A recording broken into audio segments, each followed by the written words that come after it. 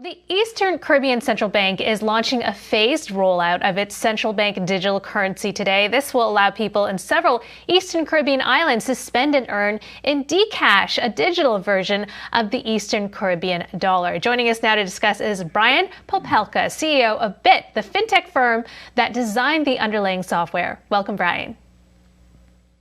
Good morning. Thanks for having me. Good morning. So this program was in its test phase since 2019, but now it's being rolled out initially in Antigua and Barbuda, Grenada, St. Kitts and Nevis, and St. Lucia. What did you learn from the test phase, and what do you hope to see in this rollout?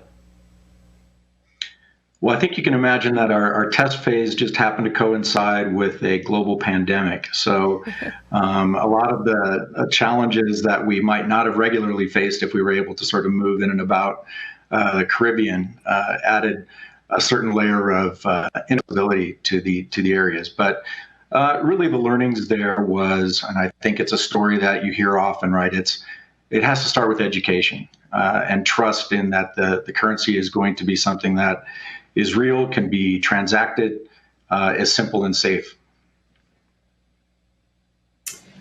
Hi, good morning. I guess a question about what specific problems the CBDC is attempting to solve. Like, what are the issues that it will resolve, and is there really demand for this kind of thing among these local populations?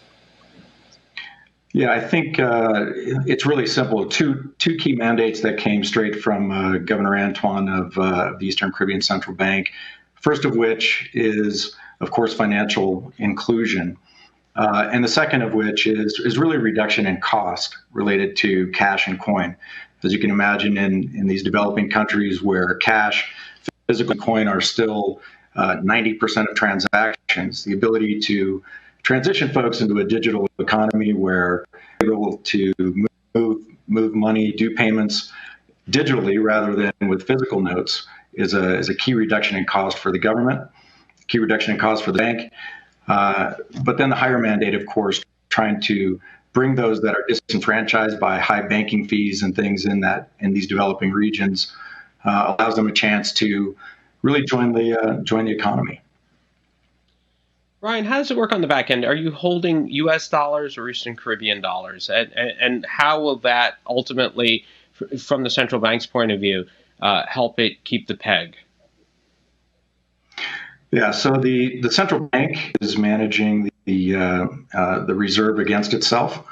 So we've allowed the ECCB to really monetary policy. We've just been able to facilitate the minting and issuance process through our application, and we leave the monetary policy to the central bank. Brian, I wonder, is this considered blockchain technology, or does the centralized nature of it make it something else? Well, it's a good question. It's a bit of a hybrid. We're still trying to do a decentralized infrastructure, a blockchain infrastructure, even though it's still managed by the central bank. I think it's good practice.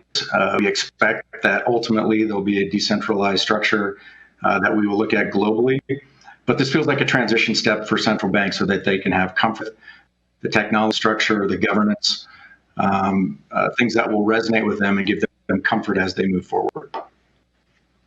One of the big concerns about CBDCs worldwide is privacy, and that this will allow governments, an opportunity to really track the transactions of citizen finances. Is that a concern for you? For Bit, it's certainly a concern. Again, we've tried to, at least in these early stages, most of the monetary policy has been just mimicking really what they're able to track and deal with in physical fiat. So we haven't really had to cross that line of additional tracking or privacy questions, but that's certainly top of mind for us as we try to roll out our solution globally. Ryan, how does this get rolled out? Who will use it at first, and how will they get a hold of it? Yeah, so it's what we like about it as a pilot is it's barely a pilot. It's really almost a live deployment, right? With half of the Eastern Caribbean participating, the Eastern Caribbean will mint and issue to participating financial institutions across the region. And so consumers and merchants are able to either go to a participating financial institution to onboard their cash from physical to digital.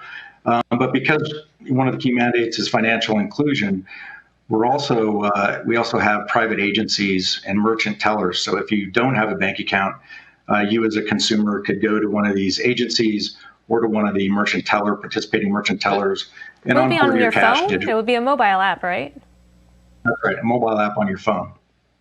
Mm-hmm. Okay. And that's run by the bank. The penetration of cell phones in the economy is, 100 and some percent. Okay, very exciting stuff. Lawrence, did you have another question? Oh yeah, no. So would this app be done by their bank or through Bit?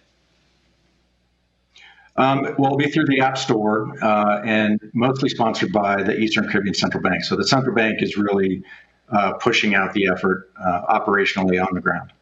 All right, great. Very exciting stuff. Would be interesting to use it. I sometimes go down there to St. Lucia's time.